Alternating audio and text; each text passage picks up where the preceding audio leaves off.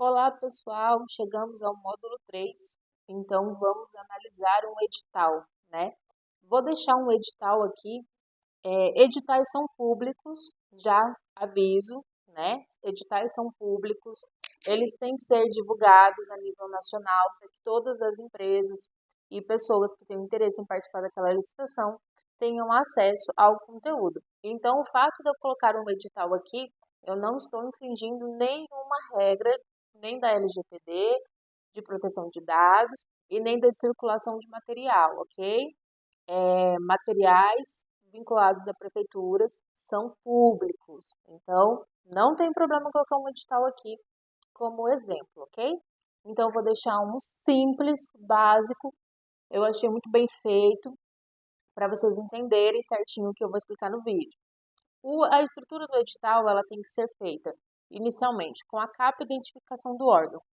Sempre no edital tem que ter a marca d'água da prefeitura ou do órgão ao qual está fazendo a licitação. Essa marca d'água vai servir para fazer o quê? A identificação do órgão responsável pela licitação. Além dessa identificação, ela vai ser necessário ter a estrutura do órgão, com a identificação dela.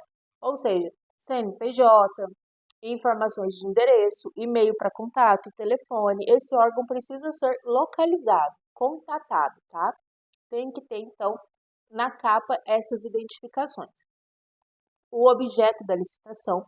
O objeto da licitação ele tem que ser conciso e claro, dizendo exatamente o que se pretende contratar com esse edital. Por exemplo, aquisição de papel A4, folhas sulfilme 75 gramas. É um objeto de licitação, ok? Regime de execução e tipo de licitação. Regime de execução e o tipo de licitação é a modalidade da licitação a qual vai acontecer e quais vai ser os regimes adotados para entendimento desse certame, ok? Cronograma. O cronograma serve para compreender quando vai acontecer a licitação, quais são os prazos de impugnação, quais são os prazos que você tem para tirar dúvidas, para novas publicações de sanções e se tem documentos extras. Requisitos da habilitação. Requisitos da habilitação são os requisitos de documentação exigido pela prefeitura das empresas que irão participar desse certame. Então, os requisitos de habilitação servem para que você fundamente quais são a documentação que você vai ter que enviar enquanto empresário para estar participando dessa licitação, ok? Critérios de julgamento. Critérios de julgamento é aquilo que nós estávamos falando agorinha. É o menor preço, é pela viabilidade técnica, é pelo poder de conhecimento de currículo, é pela maior desconto de taxa. Como que vai acontecer a classificação das empresas dentro do certame? Sanções e penalidades são as medidas de providências que as prefeituras vão tomar, ou o órgão responsável pela licitação, caso a empresa que participe da licitação não entregue o material combinado e não faça, né, a sua parte, ou entregue um material diferente do material do objeto citado e assim por diante. Anexos e minutas contratuais. Os anexos são sempre termos de referência, estudo técnico preliminar, planilha de execução de custo e a minuta contratual com o esboço de como será o contrato entre o órgão e a empresa que ganhar como fornecedora desse certame. Os termos e expressões comuns são proponente, que é a empresa que vai participar da licitação, então você vai estar dando sua proposta, logo você é o proponente. Licitante, que é o órgão responsável pela solicitação e elaboração do edital. Impugnação, quando você consegue pedir ali paralisação do edital para consertar alguma informação ou até suspensão da sessão inteira. Recursos administrativos. Recursos e contrarrazões são os documentos que você envia para questionar a viabilidade de algo que aconteceu, tanto em edital quanto durante a sessão. Por exemplo, o fornecedor que ganhou o certame, que foi declarado vencedor, não apresentou toda a documentação técnica exigida em edital. Então, pode-se solicitar um recurso administrativo para que essa pessoa seja desclassificada. Termo de referência é o documento do qual é utilizado para a elaboração do edital, onde se coloca as quantidades de item que vai ser adquirido, forma de entrega desse item, quantidades mensais, quantidades totais, quais as secretarias ou outros órgãos que estão envolvidos, qual o regime de compra, formas de pagamento, tudo isso está incluído na parte do termo de referência.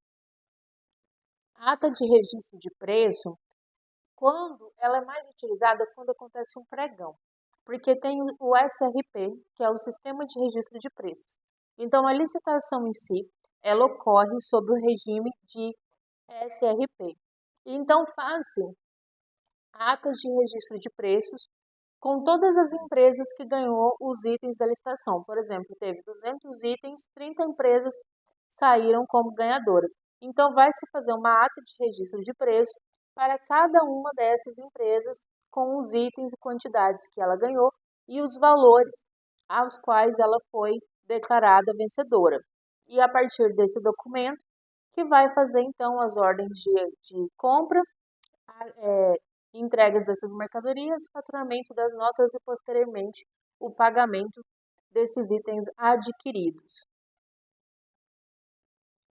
Nas etapas do edital, é importante observar sempre a verificação do objeto, se está dentro da sua capacidade técnica e operacional.